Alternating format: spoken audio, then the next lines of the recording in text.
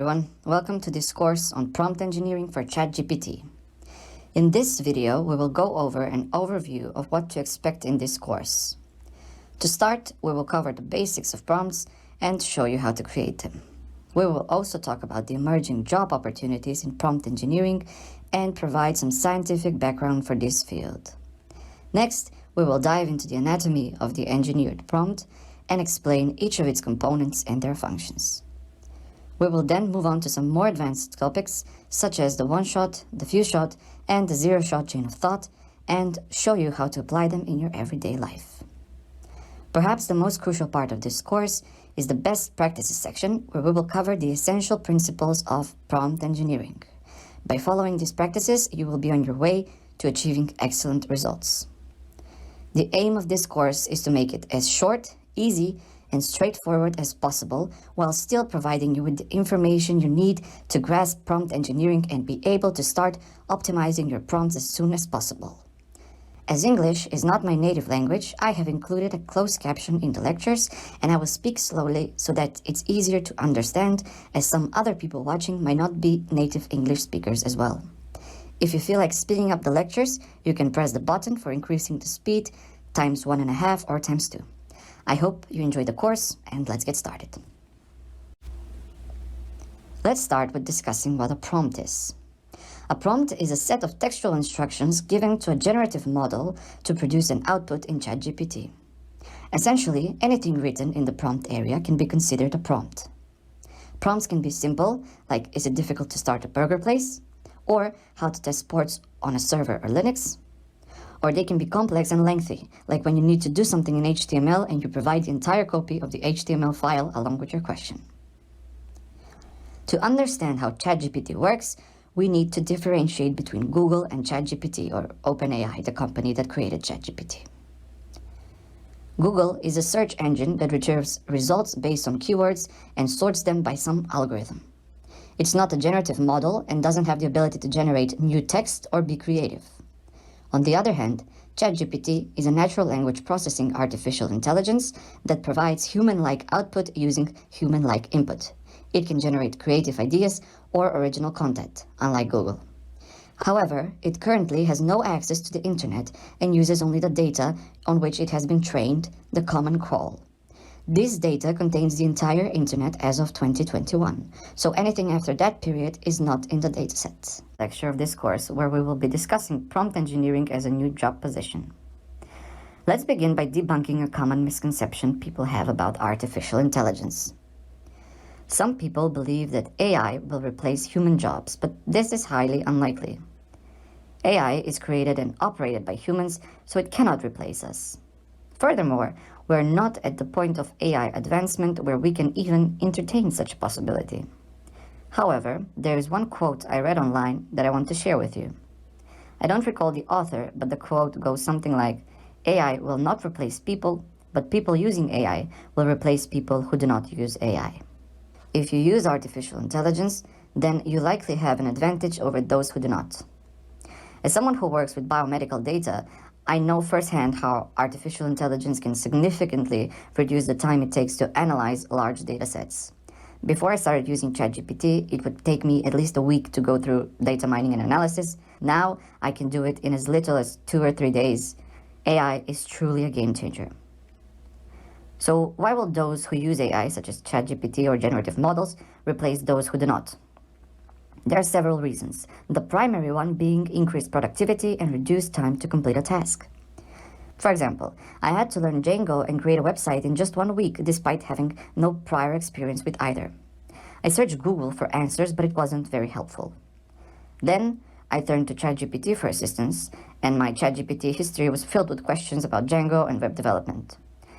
Thanks to this model, I was able to create a website in just 1 week, which is impressive given my lack of experience.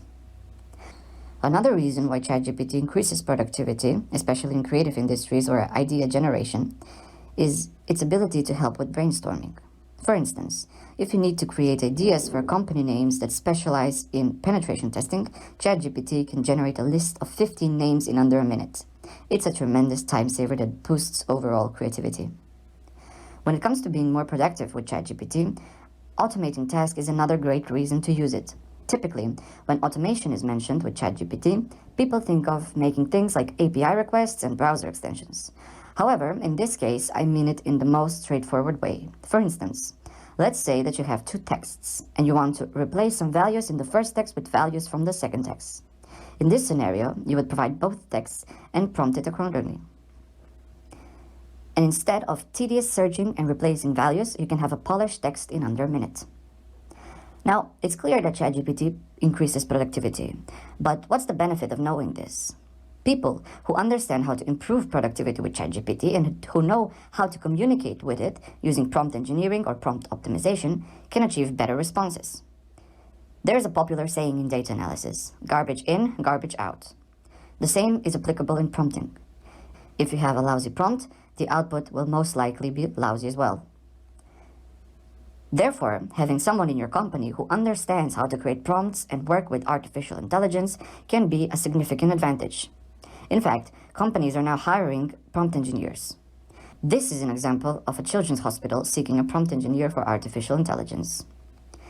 In the past few months, AI has shown improvement in legal document writing.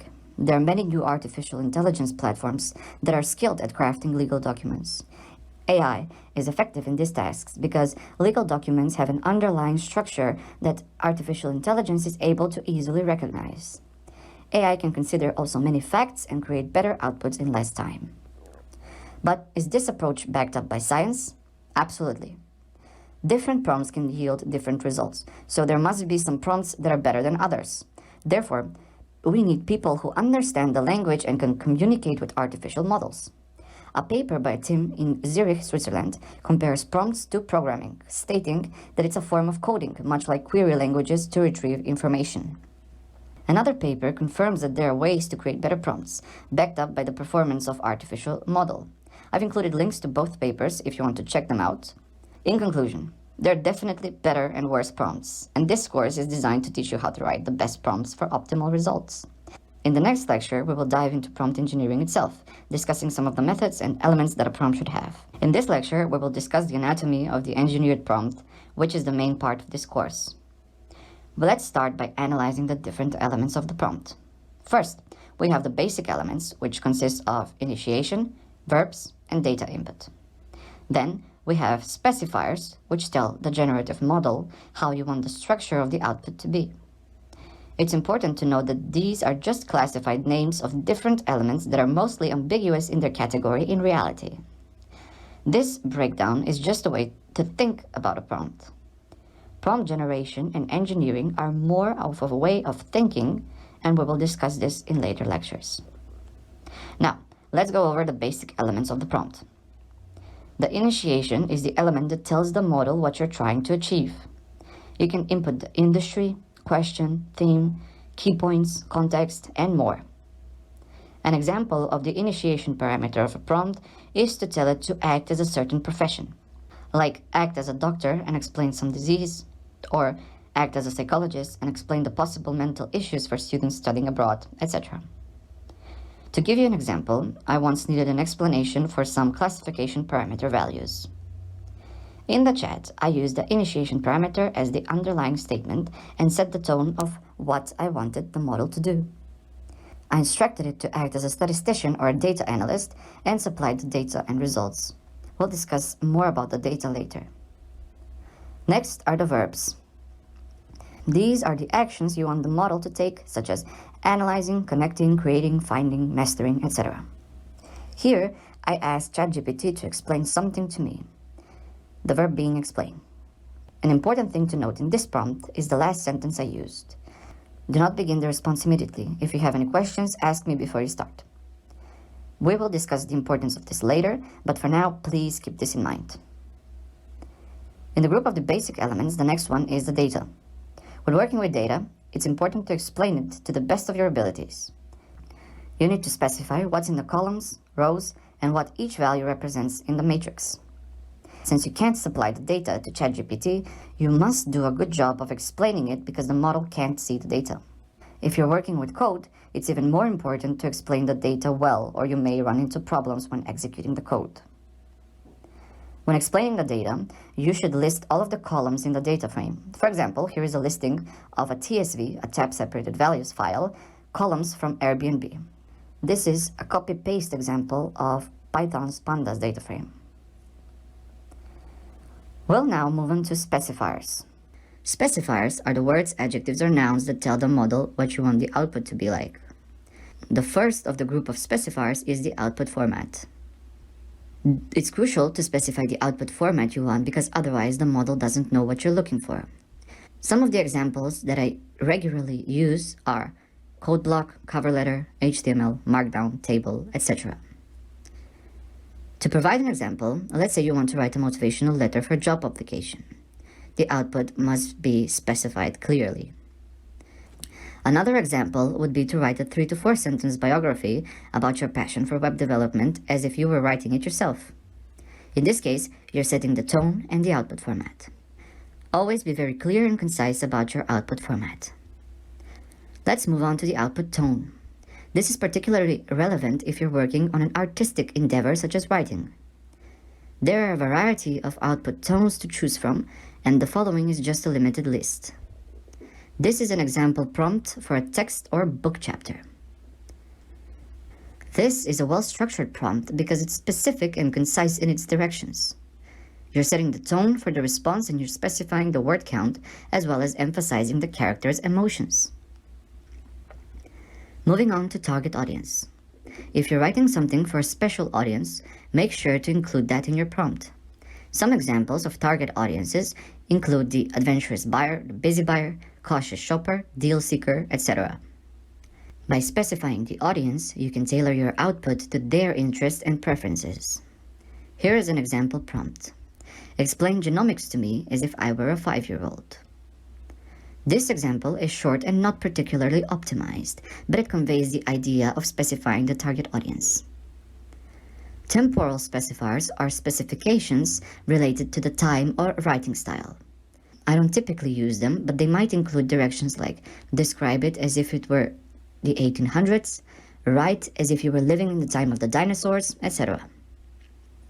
Lastly, we have the scope and the constraints. The scope specifies what to include in the prompt, while the constraint specifies what to exclude or how much to include. To define the scope, you might say focus on this or include this. To define constraints, you might use statements such as exclude or do not mention. To summarize, the basic elements of a prompt give the overall direction for the response, while the specifiers guide the output in a particular direction. Make sure that you create practice prompts with this model to gain experience with this way of thinking and to have this as a second nature. In reality, this is just a simplified model of how to construct complex sentences, and it's not very natural to force your ideas to fit in this mold of thinking.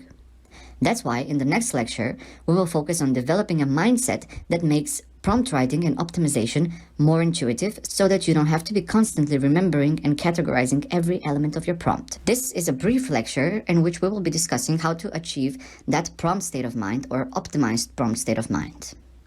If you've been following the last lecture, you might have found it challenging to break down your ideas into categories or bins. This is natural since it's not typically how we think. However, I have a solution that I believe can help you optimize your prompts. Think of ChatGPT as your personal assistant. ChatGPT is an incredibly intelligent personal assistant, and thinking of it in this way can be very helpful. If you take a closer look at all the words and elements of the prompt, you will see that what you're really doing is providing a detailed instruction. In other words, it's similar to explaining everything to a personal assistant in an email. This is the essence of prompt engineering. Of course, there are some caveats that we will discuss in the best practices section, but in general, this is the basic idea. So why is it so challenging for us to think of it this way? I think it's because we're so used to browsing the internet with Google, and we tend to equate searching with keywords. However, this is not the right approach for prompt engineering. Instead, we need to be very specific, concise, and targeted in our prompts. It's not about using short search descriptions or keywords. We need to provide a detailed input to get a great output. While it's easy to understand these elements when practicing, it can be difficult to make it your second nature. However, thinking of ChatGPT as a smart personal assistant can make it more natural for you.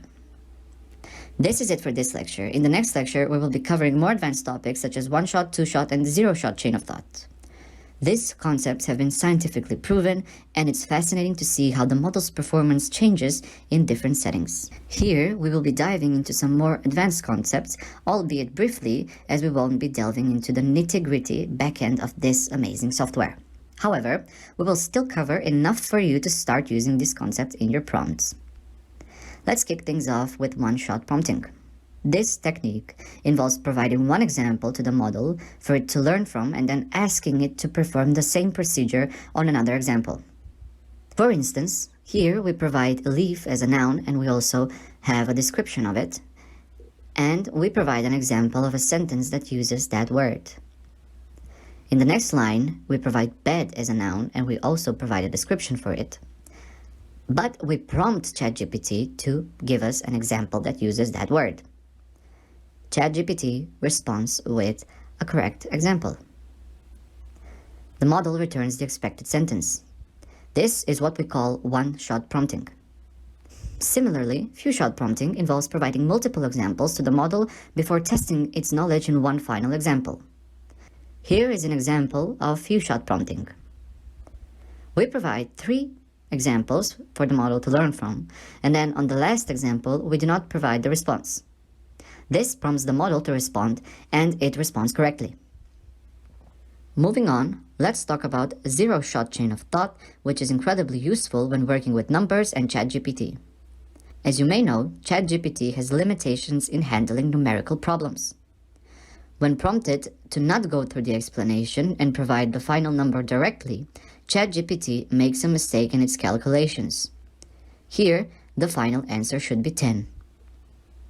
To improve the model's performance, we need to make it work step by step. We give it a mathematical problem and we ask it to provide us with the final answer. The answer here is correct. The performance improves considerably. This is the zero-shot chain of thought. In conclusion, the 2 primary takeaways from this lecture are: first, use zero or few-shot prompts when possible by providing several examples and then asking the model to perform the same procedure on the last example. Second, when working with numerical problems, make sure to prompt ChatGPT to perform the given action step by step for better performance. That's it for this lecture. I hope you enjoyed and learned something new, where we will be discussing the best practices for prompt engineering in ChatGPT. When I asked ChatGPT for a good template for prompt engineering, it explained that there is not a one-size-fits-all approach, but there are several things to keep in mind when crafting your prompts. First, you yourself need to have a clear idea of what you want ChatGPT to accomplish with your prompt. Next, use examples to help ChatGPT better understand what you want to do. As we've discussed before, few-shot and one-shot prompts can be very helpful in this regards. Your prompts should also be simple, concise, and specific.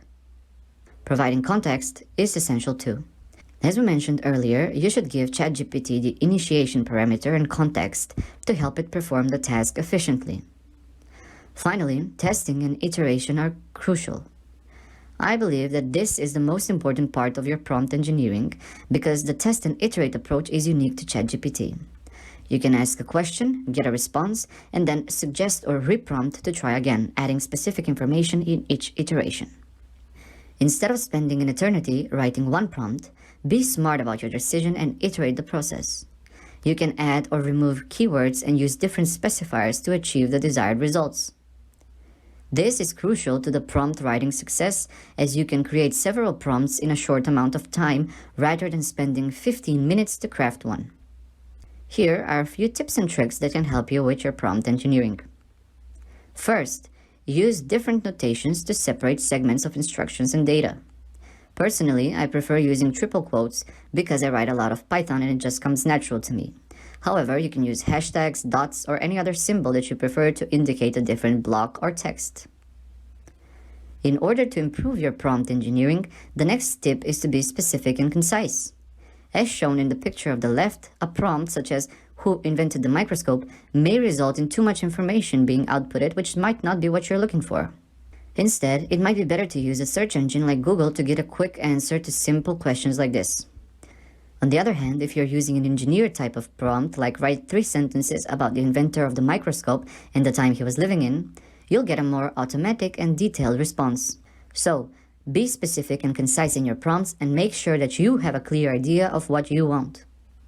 The next tip I want to share with you is one of my favorites: using the string in quotes to prompt ChatGPT to ask questions if it needs more information. For example, after asking ChatGPT to help me create a course about AI prompt engineering on Udemy, I included the following prompt: "Do not reply instantly. If you have any questions about this prompt, ask me." We can often forget to include crucial information in our prompt, so this is a safeguard to make sure that the response is tailored to your specific needs and that you're not getting uninformed or irrelevant output. I personally have this prompt written on a sticky note on my desktop workspace, so I can just copy and paste it in every prompt that I feel should have it. Tip number 4 is to use zero-shot chain of thought when crafting your prompt, which involves explaining everything step by step. Tip number 5 is to include examples in your prompt when possible, like one or few short prompts. And tip number 6 is to use the different chats for different purposes. If you're working on multiple projects, make sure to open a new chat for each one to keep things organized and prevent unnecessary confusion of the model. This also makes it easier to analyze past chats and their output in the future. However, if for some reason you feel personally against this, then to reset ChatGPT, include in your prompt something like "forget everything that we've mentioned before." This is the last lecture for this course. In the next video, I will provide you with some references on where to look for information about prompt engineering. I will also provide you with a schematic to help you organize your ideas when engineering a prompt. Thank you for watching, and be sure to watch the last video. Welcome to an added lecture of this course. This lecture has the purpose of summing up everything that we have been through. This slide will be uploaded as a picture so you can download it and use it however you want. So, whenever you're typing a prompt, keep in mind that ChatGPT is your personal assistant. However, ChatGPT does not know you personally, so your prompt has to be very detailed and specific, but also concise. Make sure that you have a clear idea of what you want to achieve with your prompt, and make sure that you explain your idea clearly in the prompt. Make sure that you're clear, especially in the basic elements, which set the tone for the ChatGPT output in general. In the initiation, include parameters that give the context. In the verbs, be clear about the actions that you want ChatGPT to take. If you have any data, make sure that you describe it very clearly. For the specifiers, make sure that you have an idea of what you want the output format and tone to be. Have a clear idea of what you want it to be. Should it be a formal letter, an informal letter, a chapter of a book, an article, a tweet, or any other? If the writing is targeted to an audience, make sure that you specify that as well. If you're more creative and you would like some temporal specifiers, include those as well. Make sure that the scopes and the constraints are clearly defined. When creating the prompts, make sure that you have separators for text and blocks. Also, include examples if you can.